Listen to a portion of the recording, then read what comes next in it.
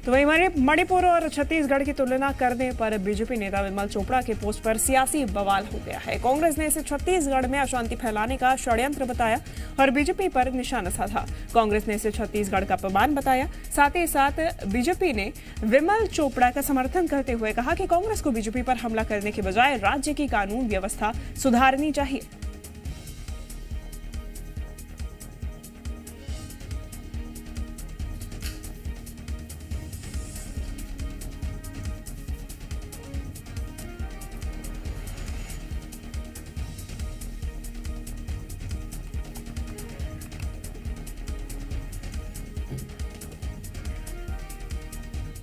Bharatiya Janata party Chhattisgarh में अशांति फैलाने का षड्यंत्र रच रही है। पहले प्रधानमंत्री जी ने मणिपुर से छत्तीसगढ़ की तुलना की। केंद्रीय मंत्री पीयूष गोयल ने छत्तीसगढ़ की तुलना मणिपुर से की। अब भारतीय जनता पार्टी के चिकित्सा प्रकोष्ठ के प्रदेश अध्यक्ष ने मणिपुर के बाद छत्तीसगढ़ का नंबर ऐसा सोशल मीडिया में पोस्ट किया है। यह इस बात का द्योतक है कि भारतीय जनता पार्टी छत्तीसगढ़ में अशांति फैलाने के लिए कुछ न कुछ षड्यंत्र रच रही है। देखिए, सच्चाई सामने आ रही है तो हमलावर नहीं होना चाहिए, बल्कि जनता कैसे सुरक्षित हो इसका उपाय ढूंढना चाहिए। रायपुर के जय स्तंभ चौक में एक युवक की चाकू मार के हत्या कर दी गई। सोने की दुकान लूटनी थी, गोली चला दी। बिलासपुर में तो 10 रुपए के पान पाउच के लिए एक नौजवान जो भोजन करके उठा था उसे धाए धाए करके गोलियों से उड़ा दिया। ये सब नशेड़ी लोग हत्या कर रहे हैं। और मैं कहूंगा कि नक्सलवाद की घटना, उसकी आड़ में 5 हमारे कार्यकर्ताओं की हत्या कर दी गई जो धर्मांतरण का विरोध कर रहे थे। पूरे बस्तर में जो धर्मांतरण हो रहा था, हमारे भाजपा के कार्यकर्ताओं ने विरोध की आवाज उठाते थे, उनकी हत्या हो गई और कह दिया ये नक्सली वारदात है। और मैं ये बात बहुत स्पष्ट है कि यहां लगातार बलात्कार की घटनाएं। मीडिया संवाददाता राजेश निषाद हमारे साथ जुड़ गए हैं।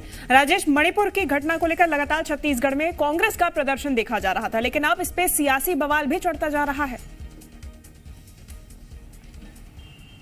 निश्चित तौर पे देखिए, सबसे चूंकि सोशल मीडिया में भाजपा के दिग्गज नेता हैं, पूर्व विधायक हैं, महासमुंद क्षेत्र से आते हैं, डॉक्टर विमल चोपड़ा, उन्होंने सोशल मीडिया में एक पोस्ट किया है। पोस्ट पे उनके पोस्ट के बाद जो है अब कांग्रेस जो है आरोप लगाना शुरू कर दिए है।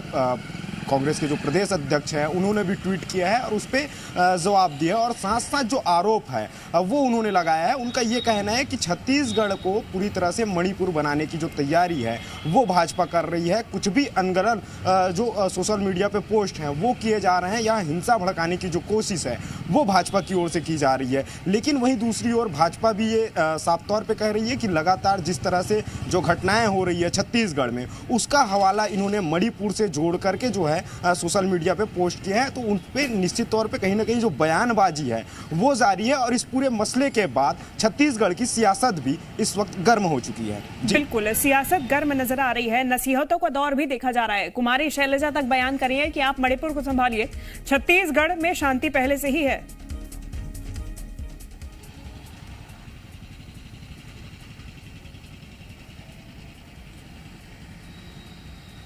राजेश, आवाज मिल पा रही है?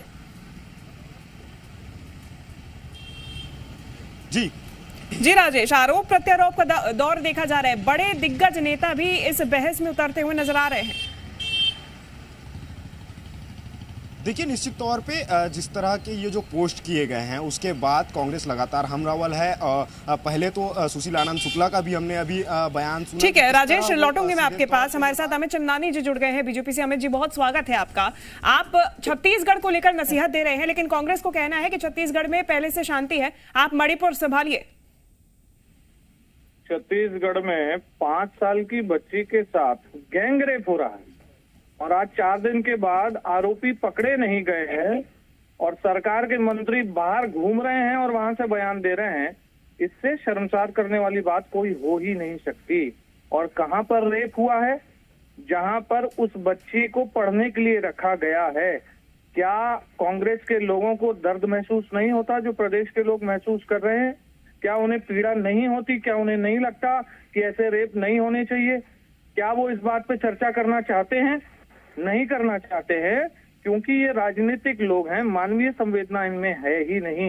ये अन्य प्रदेशों की बात करके राजनीतिक रोटियां तो सेक लेंगे, लेकिन जब अपने प्रदेश की बात होगी, जहां लॉ एंड ऑर्डर मेंटेन करना इनकी जिम्मेदारी है, वहां पर ये कुंभकर्णी नींद में सो जाएंगे या मौन व्रत रख लेंगे। तो ऐसे तो चलेगा नहीं। छत्तीसगढ़ में अगर 5 साल की बेटी के साथ गैंगरेप हो रहा है, हैवानियत हो रही है, तो उसकी बात भी उठाई जाएगी। और भाजपा जब तक ऐसे लोगों को दंड नहीं मिलेगा, तब तक सड़कों पर भी आंदोलन करती रहेगी। अमित जी, आप ही के नेता द्वारा एक पोस्ट की गई सोशल मीडिया पे, जिसमें धर्मांतरण को मणिपुर में जो घटना हुई, हिंसा हुई, उससे कंपेयर किया गया, उससे तुलना की गई, ये कहां तक सही? देखिए, कुछ विषय प्रदेश के हित के होते हैं, उसमें राजनीति के अलावा संवेदनशीलता से सोचना चाहिए। जो भाजपा नेता ने पोस्ट की है, ये तो एसपी ने 2 साल पहले चिट्ठी लिखी है। सुकमा के एसपी ने, बस्तर के कमिश्नर ने क्या लिखा? अमित जी, विमल चोपड़ा जी ने एक पोस्ट किया सोशल मीडिया पे, जिसमें उन्होंने लिखा कि मणिपुर के बाद अब छत्तीसगढ़ की बारी, धर्मांतरण। मैं उसी के परिप्रेक्ष्य में आपको जवाब दे रहा हूं कि भाजपा नेता के लिखने से 2 साल पहले एसपी ने लिखा है कि जो लोग धर्मांतरण कर रहे हैं और जो करवा रहे हैं और जो हो रहे हैं, उनके बीच अप्रिय स्थिति बनेगी। ये तो एसपी लिख रहा है, भाजपा के नेता ने तो बाद में कहा है। तो कांग्रेस क्या कर रही है 2 साल से?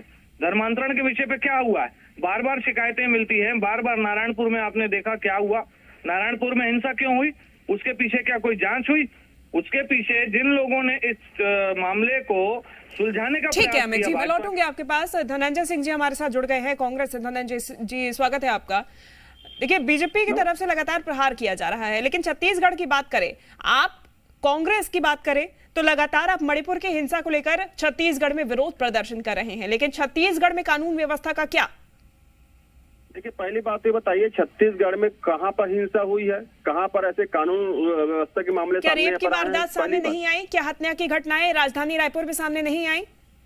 हुई ना, घटना हुई, अपराधी पकड़े गए ना। नरेंद्र मोदी जी की तरह या भारतीय जनता पार्टी सरकारों की तरह अपराधी को बचाया नहीं गया है। और किस मुंह से बात करते हैं भारतीय जनता पार्टी के लोग? मणिपुर में भाजपा का विधायक कह रहा है मणिपुर में हिंसा हो रही है, मणिपुर में दंगा हो रही है, उसके पीछे सरकार और भाजपा के लोग हैं। ये मैं नहीं कह रहा हूँ, मणिपुर में भाजपा का विधायक कह रहा है, आप पोस्ट उठा देख लीजिए, उसमें बहुत सारे बयान है। दूसरी बात, छत्तीसगढ़ में भारतीय जनता पार्टी हिंसा करना चाहती है। विमल चोपड़ा के जो पोस्ट है उससे साबित होता है कि छत्तीसगढ़ जो बाबा घासीदास की धरा है, जहां मन के एक समान रहते हैं, इस पावन धरा को भी हिंसा के मार्ग में ले जाना चाहती भारतीय जनता पार्टी। और जो भारतीय जनता पार्टी का चरित्र है दंगा करना, हिंसा करना, उन्माद फैलाना, जहाँ सत्ता पर नहीं होता।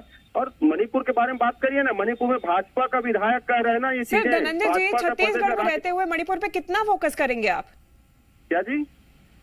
छत्तीसगढ़ में रहते हुए मणिपुर पर फोकस ठीक है, क्योंकि मणिपुर में अभी जरूरत है, लेकिन क्या छत्तीसगढ़ को इग्नोर किया जाएगा पूरी तरीके से? बिल्कुल नहीं करना चाहिए। देश में कहीं भी अगर कोई आपराधिक घटना होती है, अपराधी को पकड़ना चाहिए, जैसे छत्तीसगढ़ की पुलिस पकड़ती है।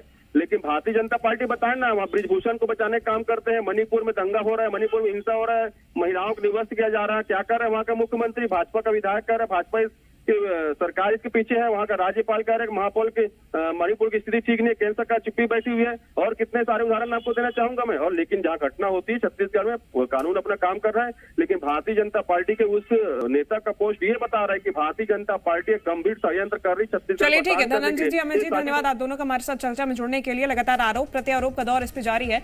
राजेश, आपका भी धन्यवाद तमाम जानकारी के लिए।